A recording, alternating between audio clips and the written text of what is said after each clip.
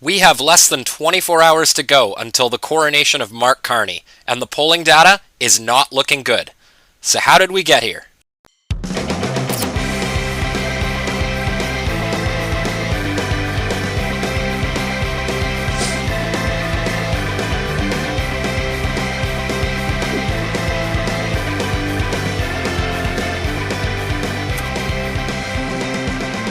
What's up, everybody?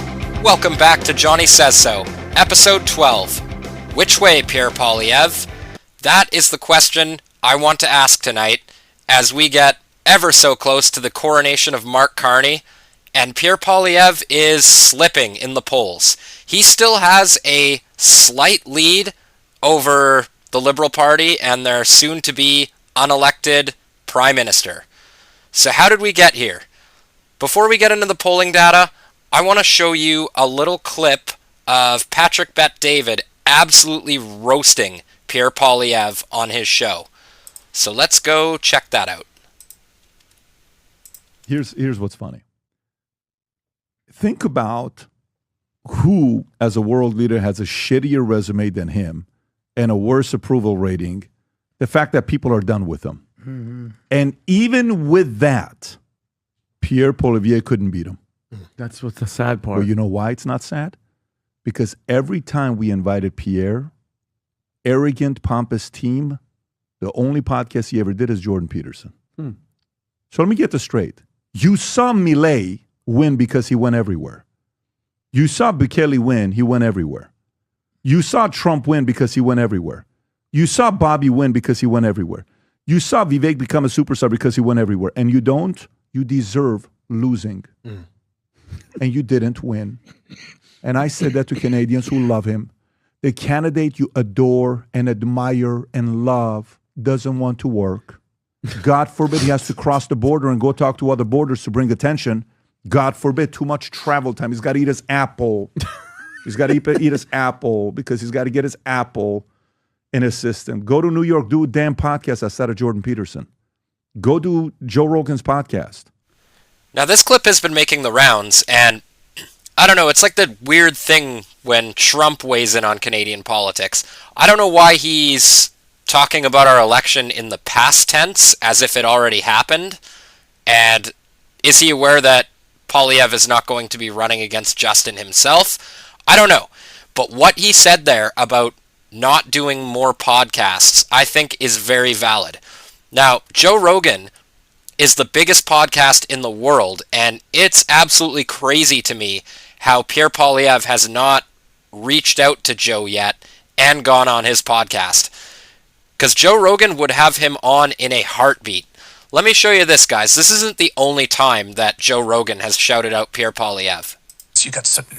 I'm coming down here. Everybody's so stoked that I'm here, and I love Canadians. I just hate their government. Mm-hmm. And sometimes Pierre, how do you say his last name? Poilievre? Yeah, well, it's French, so it's well, I don't think he's French, but the name's French. Pierre Poilievre. Poilievre. So it's sort of a weird R, silent R. Yeah, it's a strange, as you see it written down, it's very difficult to remember how Poilievre, yeah. That guy makes so much more sense. Yeah. He's so common sense and just calling out all the nonsense that's been done under this administration. It's just so sad to watch. So this is the thing that I guess just... And like I said, that's not the only time Joe Rogan has brought up Pierre Poilievre. He has shouted him out a number of times. He absolutely would have him on the show, guys.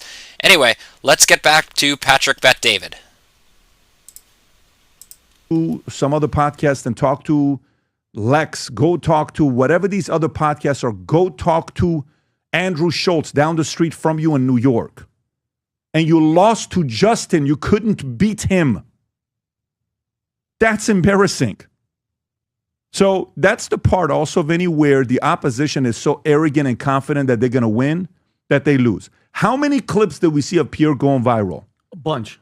Oh, Rob, just go type in his name and type in go on YouTube, Rob, and type in his name if you could. I'm going to skip ahead a little bit here because he just plays some viral clips of Pierre Poilievre that we all know by now, guys, but he's just showing his American audience who might not know. Oh, Lord, other people are talking about him. Yeah, so guess what? You can be as talented as you want and as strong as you want, and you think you've won without earning the right to win. You don't believe in capitalism. You just want it to be handed to you. I'm sorry, Canadians. You need a better candidate that's willing to work their asses off to make Canada great again. And this guy didn't want to work. I watched him give messages. I'm like, what a great message. Get your ass in front of cameras. Didn't want to do it. Go talk to people. Pierre Poilievre campaigned the same exact way as Kamala Harris did. When it comes down to campaigning, not policies, he is Kamala Harris.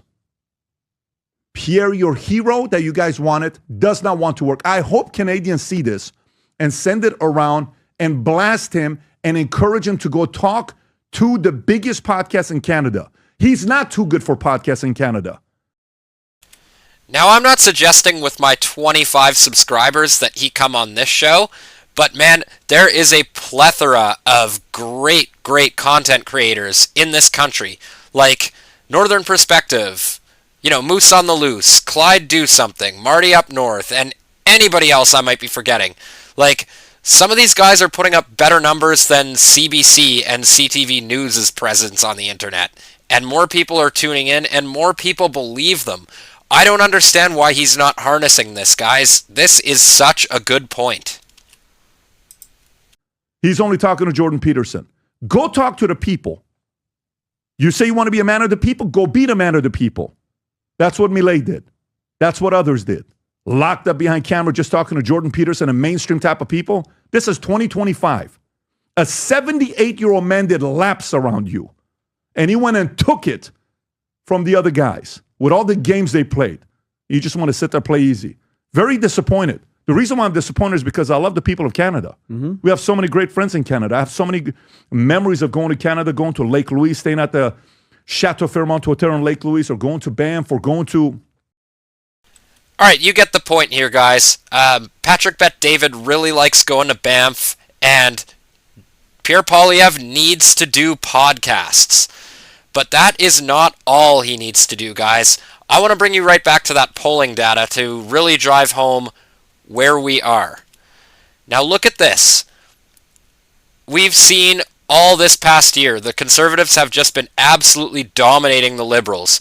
Very, very comfortable lead here, guys. Look at this. We're going all through last summer. CPC, 42%, 44%. Liberal Party, 23%. And let's bring it right back here to right when Trudeau resigned. The Conservative Party was at 45%. Liberal Party, 21%. NDP, 19%. Bloc Québécois at 8%. Green Party at 4%. And the PPC dead last at 2%. And now, let's go check in where we are today. Look at this. Steep decline. And where we are at right now is the CPC at 39%, Liberals at 33%. Guys, at this rate, Pierre Poilievre would be lucky to secure a minority government. So how did we get here? It's not just that Pierre Poilievre won't go on podcasts other than Jordan Peterson, but quite frankly, guys, I might get some shit for saying this, but I don't care. His messaging has sucked lately. Now, what I mean by that is because he's trying to please both sides of the political spectrum simultaneously, and I don't care how suave and charismatic you are, you cannot do that. Like, on one side, he has liberals coming at him who are baselessly and falsely accusing him of, being Donald Trump to the north, or Maple Leaf MAGA, or Maple Syrup MAGA, as Chrystia Freeland so frequently puts it. And on the right, you have people that, arguably rightly, are saying that he sounds way too much like the liberals. And when you're trying to appeal to centrists, if you're sounding exactly like the Liberal Party, why wouldn't those people just go with the devil that they know? Like, he's not doing enough to try to draw people onto his side. Now, I want to bring you back down memory lane here and show you why I got excited about Pierre Poilievre to begin with. Now, why I have two Pierre Poilievres here in my thumbnail is because, you've got old Pierre Poilievre, the Bitcoin millhouse with the glasses there, and then you have new Pierre Poilievre. Now, I just want to remind you guys of where we were with old glasses Bitcoin millhouse. Pierre Poilievre on Twitter. Just talked with hundreds of cheerful, peaceful, salt of the earth, give you the shirt off their backs Canadians at the trucker protest. They chose freedom over fear. Now, I want to remind you guys that he was not even the opposition leader at this point, and this was a very risky move politically. I don't care what anybody says. I know that even I've accused him of, only taking a stance when it seems popular to do so, but this particular one was really important, and it was not popular at the time. He got a lot of flack for this, and he was correct for saying this. And it's not just that, guys, but this whole Canada First thing, I hate to say it, but he often speaks out of both sides of his mouth on this, particularly on the Ukraine issue. On one hand, he's saying that we should put Canada first, and he's alluded to ending our involvement in foreign wars. It never gets picked up by the media, but he has said this at rallies. I've personally been to one of his rallies, and he has had rhetoric like that. But then other times, he says stuff like this. As leader of Canada's common sense Conservatives, I have always been clear. We stand with Ukraine in its defense against Vladimir Putin's illegal invasion. I also firmly believe that the future of Ukraine must be determined by the Ukrainian people. Conservatives will always stand on the side of freedom and democracy. But then, other times, you have him say stuff like this. People say they'll never be able to afford a home. We understand with this miserable record, he doesn't want to talk about Canada or Canadians. He'd rather spread falsehood about faraway foreign lands, Mr. Speaker. Will he not stand up for once for Canada, axe the tax to our families? Now, I really like that message, don't you? But if you're going to say stuff like that, then you have to own it and you have to stand by it. You can't just walk it back when the likes of Chrystia Freeland come at you. Like this, guys. Check this out. Mr. Speaker, the Conservative leader inadvertently showed his true colors a moment ago. He couldn't bring himself to say the word Ukraine, so instead he dismissively called it a faraway land. You know who notoriously used that term? Neville Chamberlain. In 1938, when he infamously described Germany's invasion of Czechoslovakia as a quarrel in a faraway country between people of whom we know nothing. Shame on them for using the language. Chrystia Freeland is the last person who should be invoking World War II and Nazis to make a point politically. It's disgusting when anybody does it, but that is particularly rich from the granddaughter of a Nazi propagandist. Yeah, God help us if this despicable woman wins the leadership bid tomorrow and becomes an unelected prime minister. But luckily, I don't think that's going to happen. I think the Liberal Party knows that she is very unlikable, and Pierre Poilievre, I think at this point, could crush her, and that is why they're going to coronate Mark Carney. But anyways, I digress. Enough about her. I want to get back to Pierre Poilievre's I Stand With Ukraine tweet. Check out the replies, guys. Read the room, Pierre.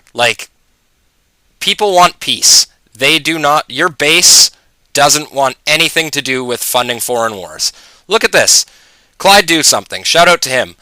So what's first? Canada or Ukraine? Asking for a friend. Time to stop funding the war. Strive for peace. Oh, and a history lesson. You're on the wrong side of this one here, and we will pay for it at the polls when the Liberals make gains over you. Push for peace, not war. That's what we want. Another person writes, are you trying to lose? I also firmly believe that the future of Ukraine must be determined by the Ukrainian people. And how exactly are the Ukrainian people determining their future given their elections have been repeatedly suspended? Pierre, Zelensky has suspended all elections. This isn't about democracy. You know that. Maybe we could be the party of peace. After this, I wouldn't be surprised if you go further down in the polls. Read the room, man. You say Canada first. You can't say Canada first and this at the same time. It's not our war, it's not our fight, and it shouldn't be our money. And if you keep scrolling down, guys, the comments and replies are just endless. Endless. This is not popular with his base, but he's trying to meet the Liberals halfway, and again, he's just looking weak on all sides. And it's really sad to see his momentum just go down. And it's quite frankly dangerous when the Liberals are able to use the trade war as the crisis that they need to sort of hypnotize Canadians into supporting them. Anyways, guys, that's my show for tonight. It's going to be a big day tomorrow, an interesting day. It's going to be Justin Trudeau's last day as Prime Minister, maybe. Let me know in the comments how you're going to be celebrating that. And tomorrow night, when they make an announcement, I will be sure to put out a video to cover my thoughts on that. So anyways, guys, as always, please like and subscribe if you like my content, and I'll see you in the next one. Peace.